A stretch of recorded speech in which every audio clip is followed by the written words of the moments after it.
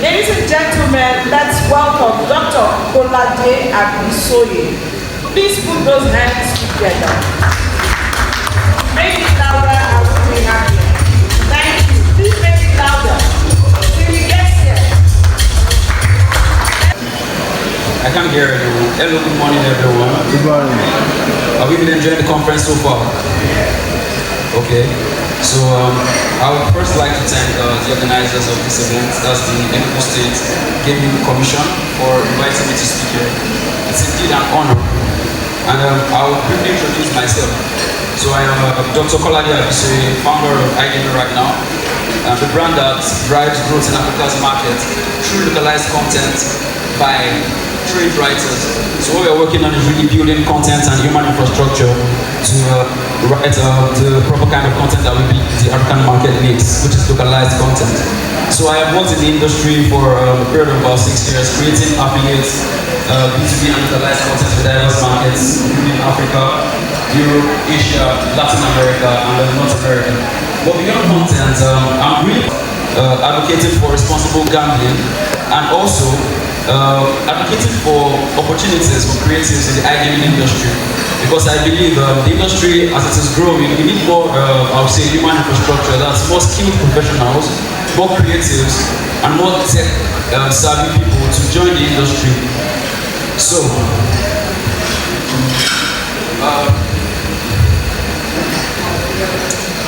beyond advocating for these things, a question that has always plagued my mind has been, how do we build a profitable and fair gaming industry in Nigeria? So, sorry, next slide.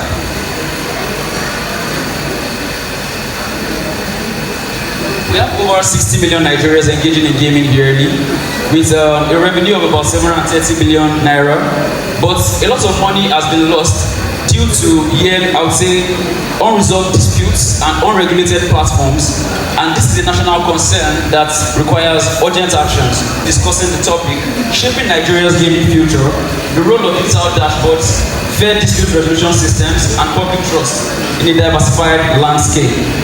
So my presentation will cover 3 key levers for transitioning from our current fragmented structure to a more cohesive framework. So we have digital dashboards as the first key lever, which are tools for real-time tracking of tax compliance, licenses, and player protection tools. So we also have dispute resolution systems, and these are fair and trusted processes for resolving any complaints that players might have after using platforms by operators. So also we will be looking at public trust, which can be built through accountability, transparency, and ethical operations. So today we'll be discussing how these can drive sustainable growth and position Nigeria as a competitive industry globally. So I'll briefly be, sorry, next slide, because I want to talk about a visual chart. Sorry, next slide again. Alright, so if we see this visual chart here, it's just to compare the relative importance of these levers I mentioned to on how they impact gaming cohesion. So we have each of these levers with utility scores of higher than 80%. So we can understand that they are very integral to building a cohesive gaming system. However, we have public trust holding the most importance, because if we even look at it, the first two contribute significantly to building public trust. And the industry is one that revolves around trust. So we must implement digital dashboards, dispute systems, and other measures in order to build public trust. So now we'll be looking at the relevance of this topic within Nigeria's gaming regulatory context. And in that sense, we're looking at the diversified landscape of our industry. So, as we know, the 2005 Lottery Act is the first law that was passed regarding this, and it's placed the NLRC, that's the National Lottery Regulatory Commission, in charge of gaming in Nigeria. However, as sports betting boomed, we saw that states saw the need to regulate independently, because sports betting represented a way to generate local revenue. So this resulted in disputes, because some states actually refused to acknowledge NLRC issued licenses. So the 2024 Supreme Court ruling was passed, and this this gave states, I would say, the autonomy and control over gaming within their borders, and led to the rise of new state commissions. Also, to maintain the autonomy of states, we have the formation of the Federation of State Gaming Regulators of Nigeria, FSGA, and this was established earlier this year, and they also launched a subnational reciprocity licensing framework. However, we also, in 2025, we've had the proposition of a central gaming bill, which is meant to create a coordinated national framework. If you read through the bill, you'll find that part 5 of the bill includes the creation of a central gaming commission and a national online monitoring system. However, this has recently been rejected by the FSGA under claims that it's really rehashing the same problem that was solved by the 2024 Supreme Court ruling. I mean, it's something more like after the SARS protest when SARS was turned to SWAT. That's what FSGA is.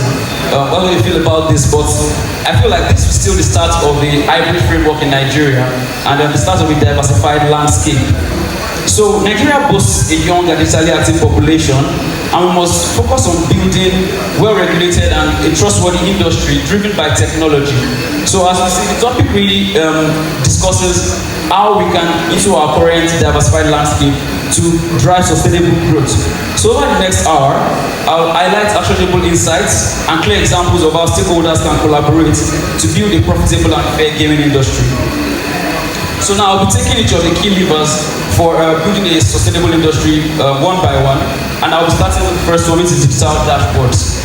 So in a decentralized system like ours, it is essential for us to have digital dashboards so we can access data seamlessly.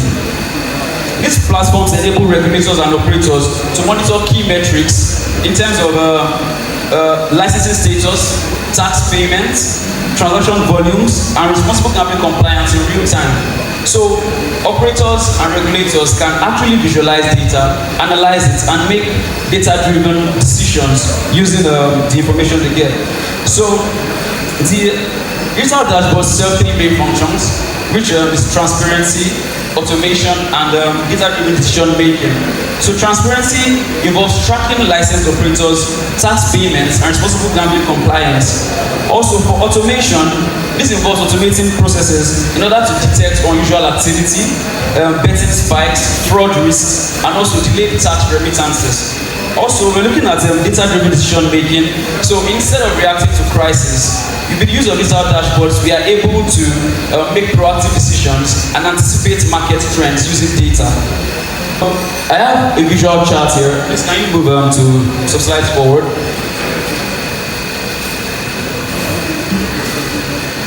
Just keep going, slide 10. So yes, so this visual chart compares the effectiveness of these functions of digital dashboards, and we can see that one of the most effective uses of digital dashboards is to build transparency. And if we have a transparent system, we can ensure that we can drive sustainable growth in the industry.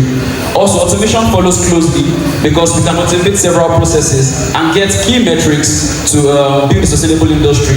And also, we have decision making following after. So I'll be exploring global and regional models of digital dashboards. And first, the United Kingdom Gambling Commission and Malta Gaming Authority are well-known regulators, and they have extensively used digital dashboards in regulating the industries that they operate in. However, even close to home, with Africa, that have integrated digital dashboards into their gaming industries in order to ensure sustainable growth. So we have South Africa's National Central Electronic Monitoring System, and we have Tanzania's Online Licensing and Monitoring System. So, sorry, next slide.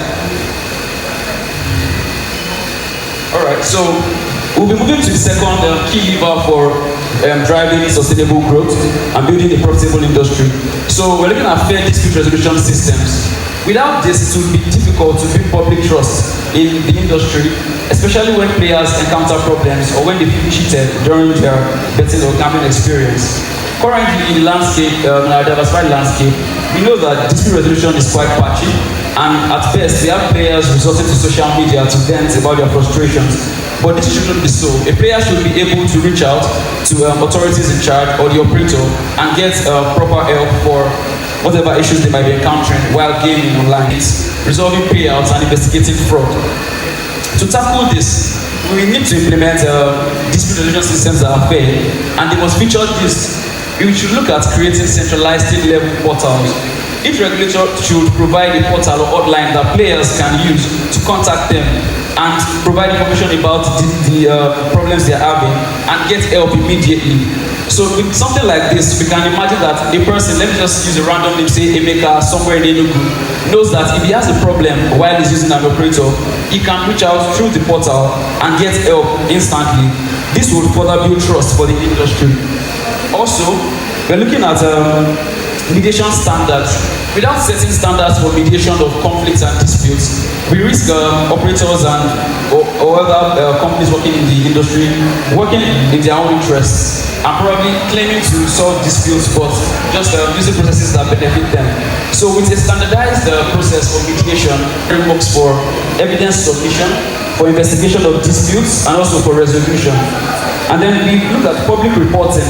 Public reporting would really help building trust in the Nigerian gaming industry because with the release of anonymized dispute data, citizens or the public can actually learn how the system works through factual data that was released by operators or regulators.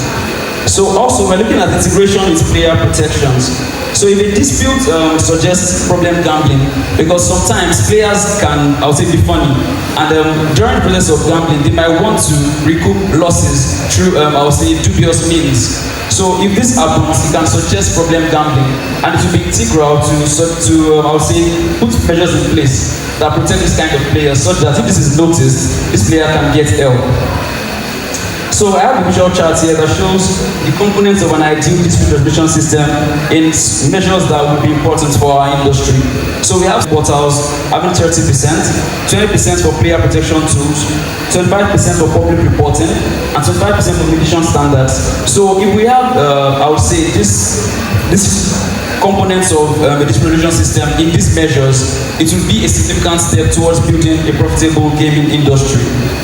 So once again, we have African countries already adopting these models, and I would say probably not unfortunately, but South Africa is the country once again with the Western Cape Gambling and Racing Board in South Africa setting a precedent with its patron and board dispute resolution pathways. I mean, Nigeria should try to do better in order to meet up to these other countries because we already are better than them as football, so why not do every other thing better? So for Nigeria, implementing fair dispute resolution system signals to the public that we are taking them serious. So citizens can seek justice even if they are wronged by an operator. So I'll be going to the third key lever for building public trust, in the industry, and that is public trust. So in several parts of Nigeria, or many parts of Nigeria, there's still stigma and skepticism around gambling or gaming. And this is because several people have encountered scams and I would say unpleasant experiences with unlicensed platforms.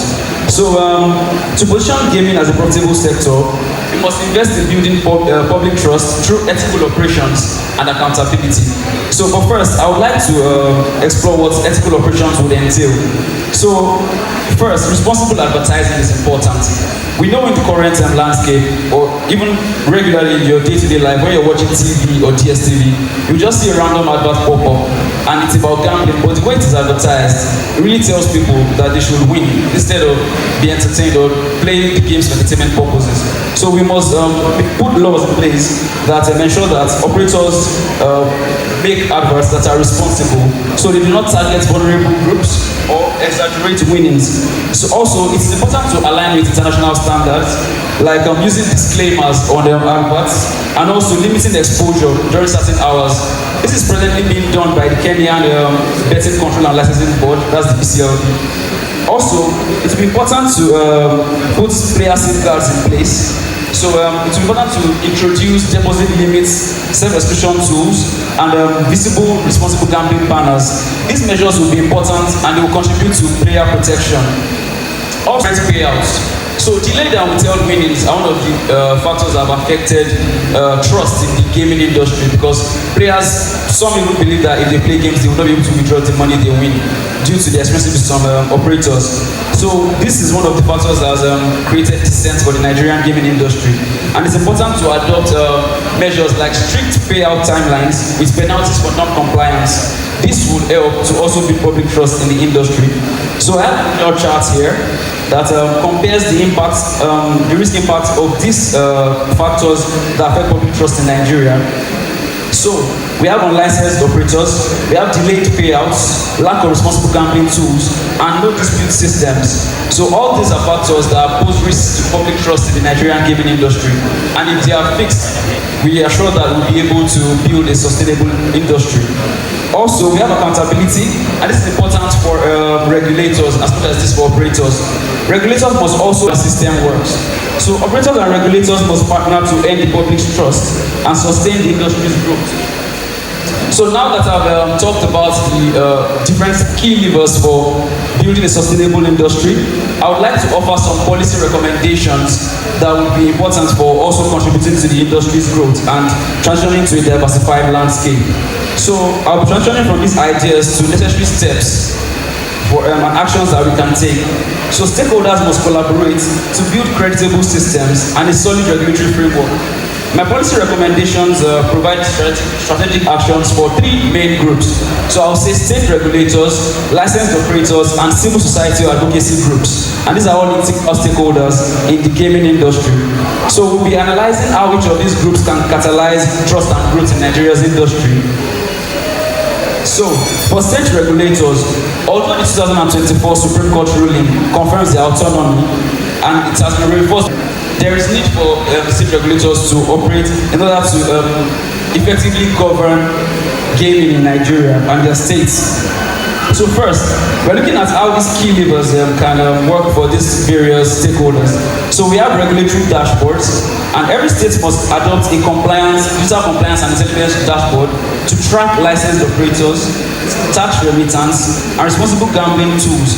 Also, it can automate alerts for non-compliance and suspicious activity. So when any suspicious activity happens, the regulators rather can catch this and take necessary actions. Also, we have they should offer real-time data reports. States with low digital capacity can partner with Nigerian tech firms to develop open source and standard frameworks.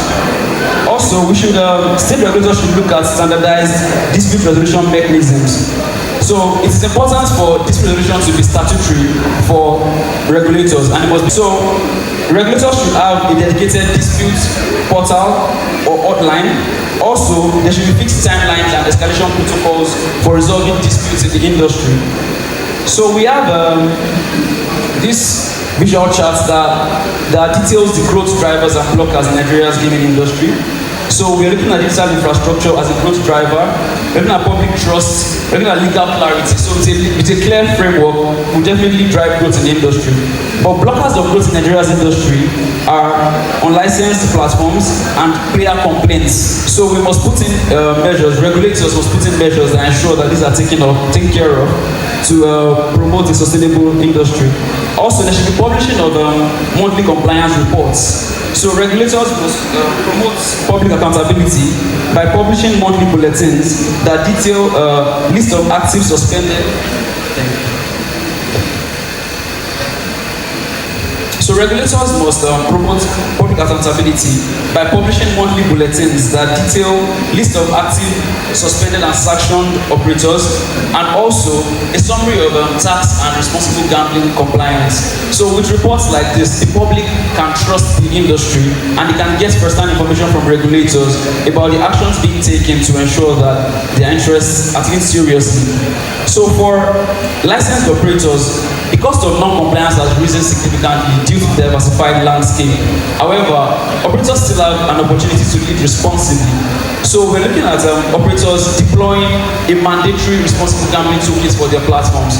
So every operator, as we know, should have responsible gambling toolkits. Players should be able to access tools that help them take a break from gambling or gaming. So there should be player limits, there should be visible, such as deposit and session limits. There should be visible responsible gambling banners and in-app support for responsible gambling. And also self-law features will be important for operators to maintain public trust in this industry. Also, it is important to localize licensing and operational structures. So we're looking at operators shifting from some operators would prefer to use offshore licenses, but for you to operate properly in the Nigerian industry and to build trust public must see that you have a local license.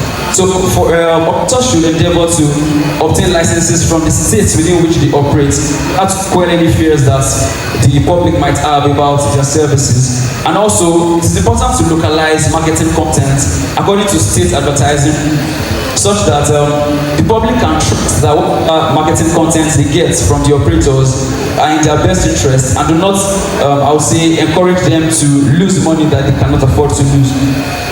Also, we're looking at localizing customer support so that the public can get support in languages that they understand.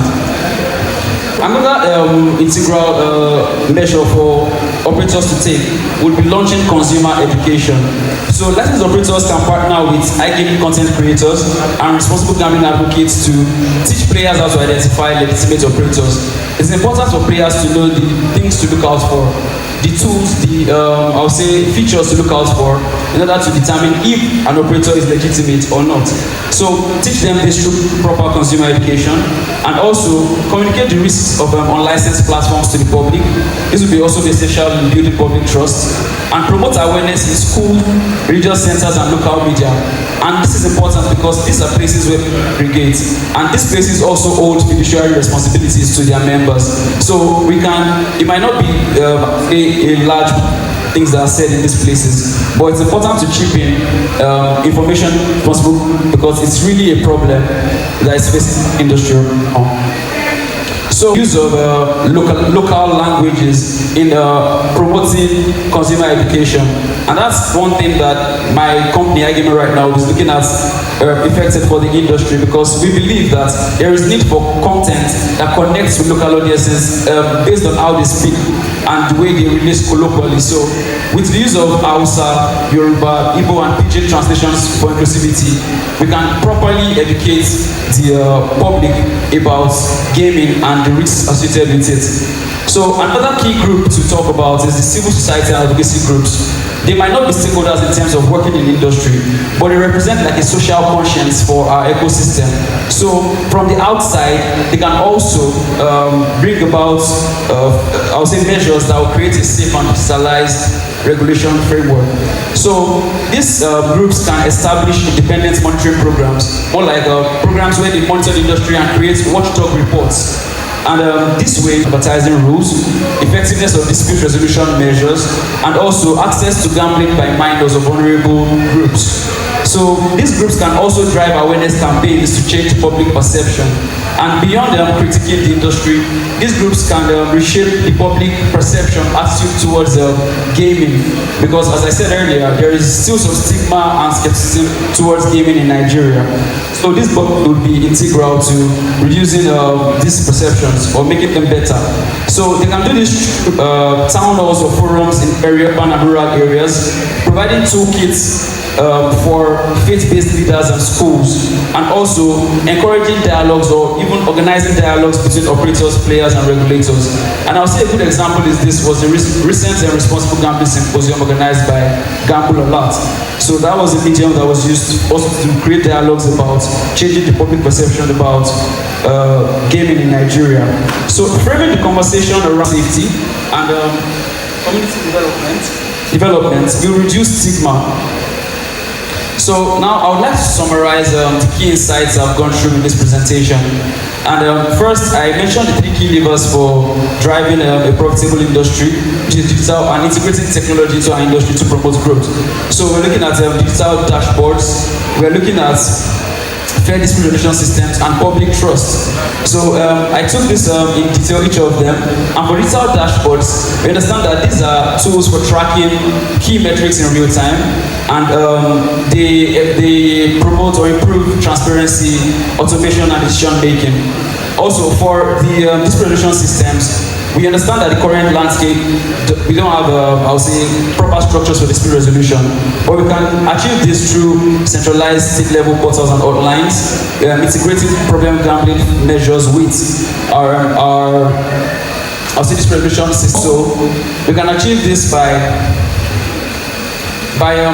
putting standardized mediation processes in place. Also, I touched on public trust and how we can build public trust through responsible advertising, player safeguards, and transparent payouts, which all contribute to ethical operations. So, this is a major turning point for the Nigerian gaming industry, and how we structure our regulations going forward will determine our growth in the coming years. So we currently have an opportunity to build a profitable and fair industry where we protect our players and operators and regulators collaborate to improve public trust. Gaming isn't inherently harmful. However, it becomes a social hazard when there are no structures and honest conversations around this topic. So I would like to urge regulators in the room to prioritize implementation over drafting policies, because a comprehensive gaming law without supporting infrastructure means nothing. So it is important to invest in dashboards and publish reports to ensure data visibility and transparency. And I would also like to urge the operators and stakeholders that this is the time to collaborate with state regulators if they are fearful of the law and how to clamp down on them. So I leave you all with this. Let's not wait for crisis to shape our industry. Let's proactively collaborate to create an ethical and inclusive gaming future for our beloved nation, Nigeria. Thank you very much.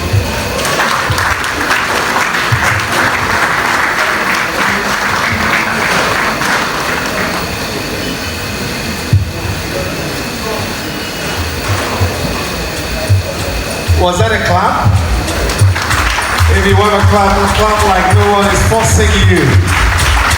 I must confess, I was blown away by his presentation. When he was coming up, I thought he was coming to represent Dr. Kolade. I didn't know he was the Dr. Kolade. Let's give him a round of applause one more time. So much knowledge, so much knowledge.